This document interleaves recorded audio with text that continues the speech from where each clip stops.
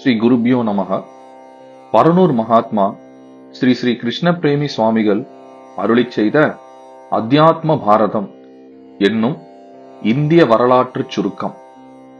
அத்தியாயம் 2. தலைப்பு இந்திய கலாச்சார சான்றுகள். இந்தியாவின் பெருமைக்கு கோவில்களே போதுமான சான்று.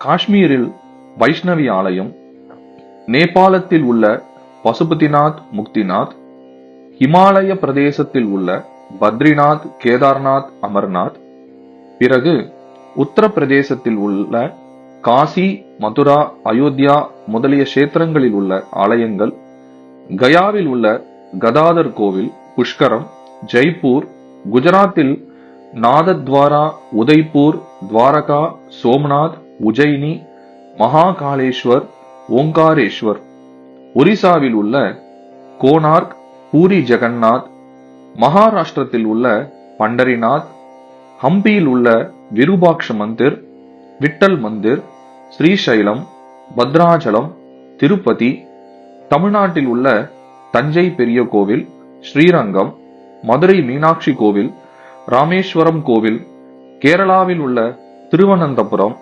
கர்நாடகாவில் உள்ள மைசூரில் போலூர் ஆதிகேசவன் கோவில், இவ்வாறு இந்தியாவில் உள்ள பல கோவில்களும் சிற்பங்களும் அதில் காணப்படும் கல்வெட்டுகளும் இன்றும் இந்திய நாகரிகத்தை பறைசாற்றி வருகின்றன. இதை தவிர ஆங்காங்கு கோட்டைகளும் குகை கோவில்களும் கூட கதை சொல்கின்றன.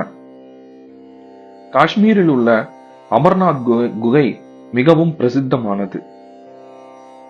கயையிலிருந்து பாட்னா போகும் வழியில் பேலா என்ற ஊர் சமீபம் காணப்படும் பல குகைகளில் இந்தியாவின் மிக பழமையானவை. இவை சாம்ராட் அசோகர் காலத்திலும் சாம்ராட் தசரதர் காலத்திலும் செய்தவை என்று கல்வெட்டுகளிலிருந்து அறியப்படுகின்றன. குஜராத்தில் ஜூனாகாட் சமீபம் பல குகைகள் இருக்கின்றன. பெம்பாய் பூனா ரோட்டில் கார்லியில் புகழ்பெற்ற குகைகள், நாசிக் பஞ்சவடியில் பிரசித்தி பெற்ற பாண்டுலேக் குகைகள், மல்வலி ஸ்டேஷன் சமீபம் உள்ள பாஜா குகைகள், புவனேஸ்வரத்திற்கு சமீபம் உதயகிரி, நீலகிரி, கண்டகிரி குகைகள் புகழ்பெற்றவை. நிஜாம் ஸ்டேஷன் சமீபம் அஜந்தா குகைகள் மிக பிரசித்தி பெற்றவை. அவுரங்காபாத் சமீபம் எல்லோரா குகைகளும், குவாலியர் சமீபம் பாக் குகைகளும், சென்னையின் சமீபம் உள்ள மாமல்லபுரம் குகை கோவில்களும், பெம்பாய் சமீபம் தாராபுரம் குகைகளும், இவைகளில் உள்ள கல்வெட்டுகளும் இந்திய வரலாற்றை பேசுகின்றன. பஞ்சாபில் இன்று சிதிலமாக கிடக்கும் தக்ஷஷீலா விஸ்வவித்யாலயமும், பஸ்தியார்பூர் சமீபம் நலந்தா விஸ்வவித்யாலயமும், பாகல்புரி சமீபம் சுல்தான்கஞ்ச் என்ற இடத்தில் இடிந்து கிடக்கும் விக்ரமஷிலாவும் பல நூற்றாண்டுகளுக்கு முன் இந்தியாவில் இருந்த யூனிவர்சிட்டிக்கு எடுத்துக்காட்டாக இருக்கிறது. இதில் ஜெர்மன், திபேத், சீனா நாட்டவர்கள் கூட பலர் வந்து படித்தனர் என்பதற்கு ஆதாரம் கிடைக்கின்றன. இந்திய பல்கலைக்கழகங்கள் முகலாயர்களால் சிதைக்கப்பட்டன.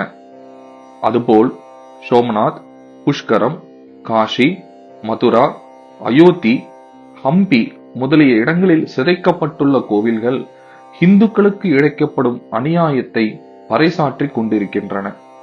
நந்தர்கள் காலம் முதற்கொண்டு பூமியில் கிடைத்த செப்பு பட்டயங்களும் காசுகளும் இன்று காப்பாற்றப்பட்டு வருகின்றன.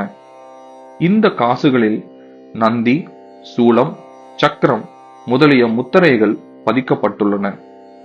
மண்மழை பொழிவதாலோ பூகம்பத்தினாலோ சில நகரங்கள் பூமிக்குள் அமிழ்ந்து விடுகின்றன. அப்படி கிடைத்த சிந்து சமவெளி பிரதேசத்தில் மொஹஞ்சோதாரோ, ஹரப்பா என்ற 2 நகரங்கள் கண்டுபிடிக்கப்பட்டன.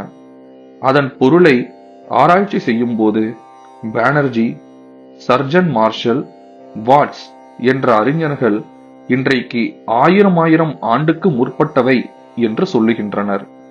இது ஆரிய காலமா திராவிட காலமா என்ற ஆராய்ச்சி செய்து சர்ச்சை செய்வது தவிர இந்திய நாகரிகம் என்பதை யார் மறுப்பார்கள்?